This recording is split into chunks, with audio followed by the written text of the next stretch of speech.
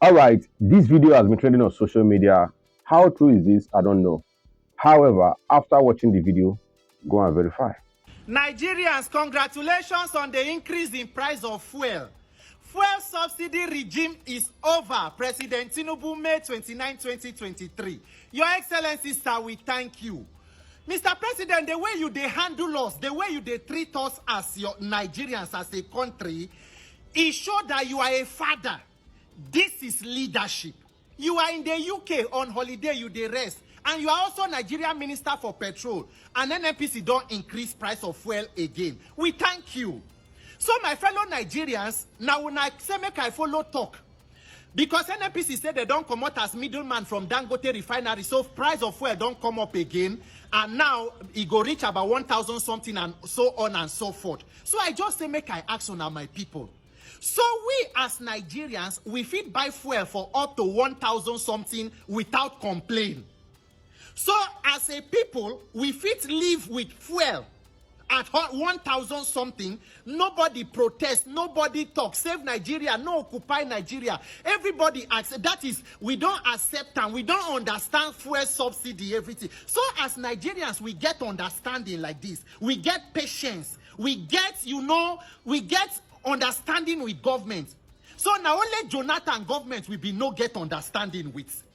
We fit buy fuel for 1,000 without complaint, but we be no fit buy for 140 naira under Jonathan in 2012.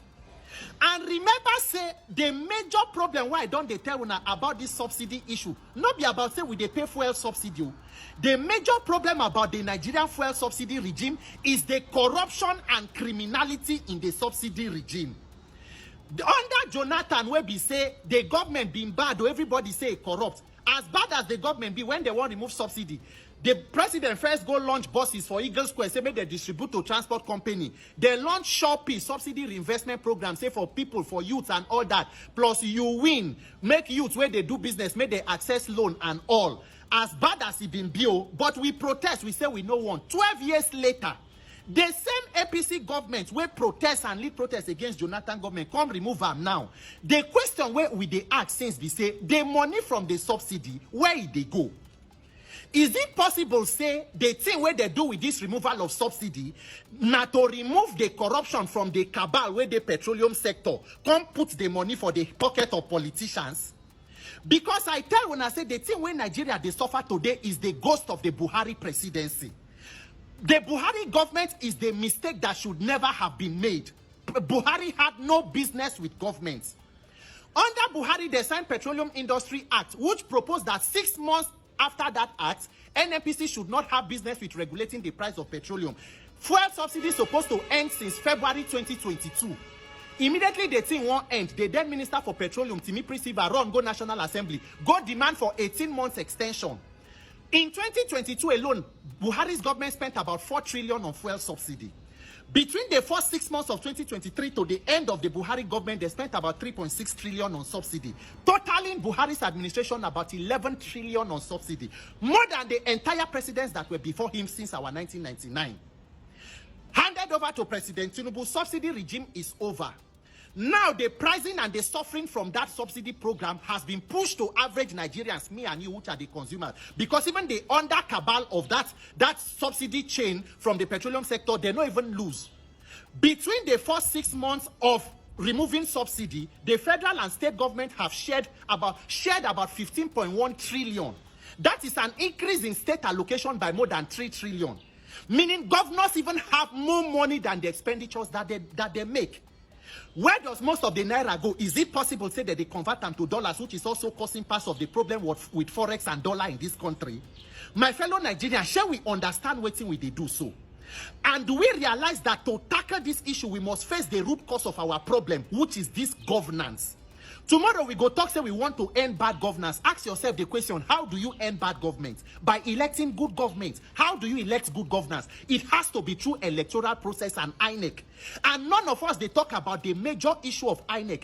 Imagine running an election against a government that controls INEC, judiciary, law enforcement, including thugs. How do you expect to excel? Opposition, labor, everybody, save Nigeria, nobody talk again about. So Nigeria don't save. We as Nigerians, we dey pursue things. We are chasing shadows, talking about on social media things that do not advance our collective welfare. That is why I'm calling on anybody who be activist, anybody who get voice. We must come together to see how we want to fix this issue of governance. It was now President Tinubu talk 2012 when Jonathan want to remove subsidy. He said subsidy is Jonathan's tax on Nigerians. Your Excellency, is this now your tax on us? Maybe by the end of the APC government, but with the way this government they go, because this one are baby steps, so with the way this government they go, maybe by the end of the APC administration, totally, the population where they symmetry go plenty past the one where they are alive. God forbid, because me I no go join that population. This Nigeria, I know die here, we live here. And Nigeria must work in our lifetime. Look at hunger. Look at suffering. See the pain of Nigerians. Even people who you think say they have it all together. Inflation don't collect whatever you call salary. No social security, no health insurance, nothing. Everybody is your own government. And we want to continue like this every day with it. Those of una where they stand on mandate, those of una where been they fight Jonathan during that subsidy, is it that una been they fight them so that we can achieve this one where we did so now? So now this one come better. My fellow Nigerians, I take God beg you now. Make we begin to the talk of how we want to do this INEC matter with election. Because 2027, we are setting ourselves up for more Shege Pro Max, Shege Ultra. The dying body of Nigeria where they intensive care, instead of us to hand them over to trained medical professionals, may they save them, we don't hand them over to organ harvesters. The small parts where still there, they are stealing them and harvesting it. It is not about making policy. Tomorrow they go say government, they do policy on this. The major challenge is the corruption and lack of transparency and accountability. If you like, create policies from today till next year. If you do not fight corruption and bring transparency and accountability and enforce your own laws, nothing will change. The suffering will only increase, and politicians will continue to live as kings at the detriment of the general populace.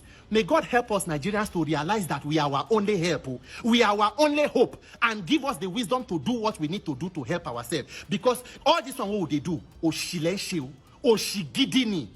Congratulations, Eku's fuel subsidy removal. Happy petroleum price increase. May God help you and may God bless Nigeria.